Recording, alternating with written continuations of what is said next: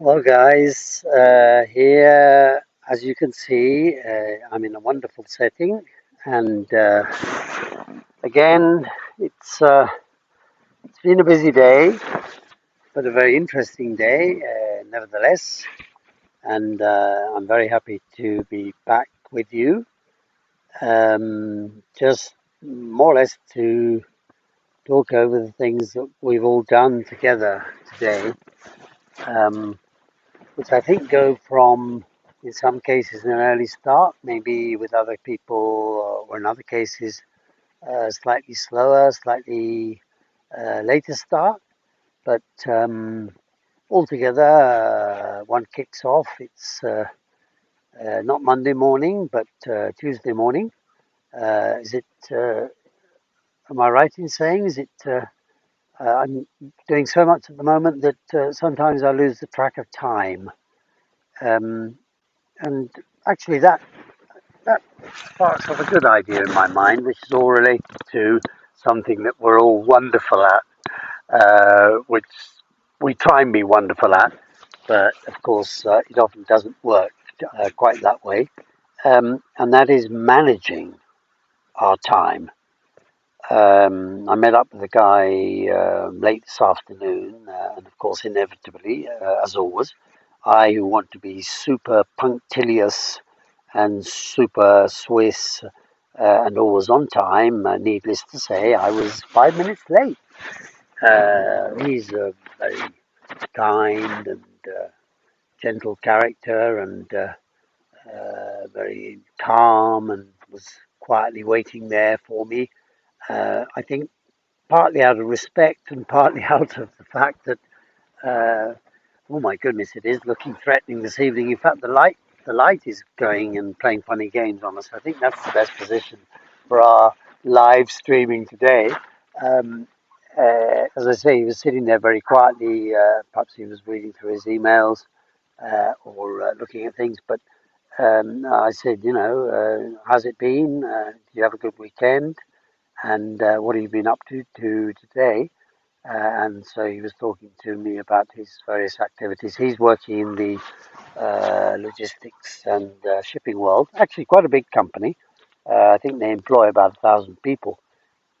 He's actually in the HR division, and therefore, of course, his dealings or his day-to-day routine is more related to the HR division, and therefore related to people, which, as we know, are one of our most precious resources, if not our in absolute most precious resort.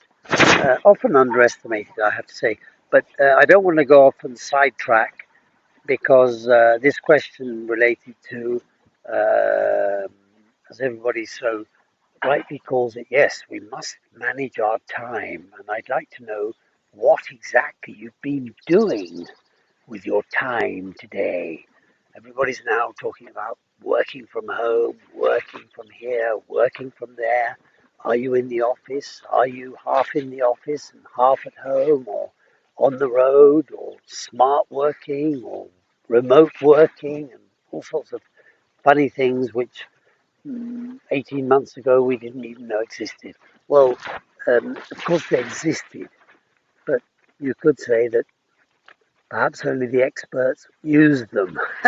And therefore, to us, it seems rather novel to be saying, are you working remotely? I mean, the word remote to me in English means something's rather remote. It's a bit dated. And this is anything but dated. This is today. This is 2021. And this is post pandemic that we're all suddenly becoming remote. And whether or not it's smart, that's questionable as well. There's been a lot of debate about that. I don't know if you've noticed, but just watch the expression when you say to people, "Are you smart working?" and they turn around and say, "Smart working? You call this smart working?" In my mind, it's anything but smart. Using, of course, it's not English smart in the sense of elegant, exclusive, dandy, fashionable in that sense. But is it really smart? Because of course in America we all know that they refer to, oh, did you see that guy? He was really kind of smart. Uh, well, I guess smart could mean, in that particular context, could mean perhaps intelligent, smart, quick, fast, quick-witted.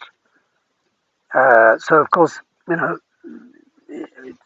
you'll all know because you all adore cars like I do, and when we're talking about smart, it rings a bell.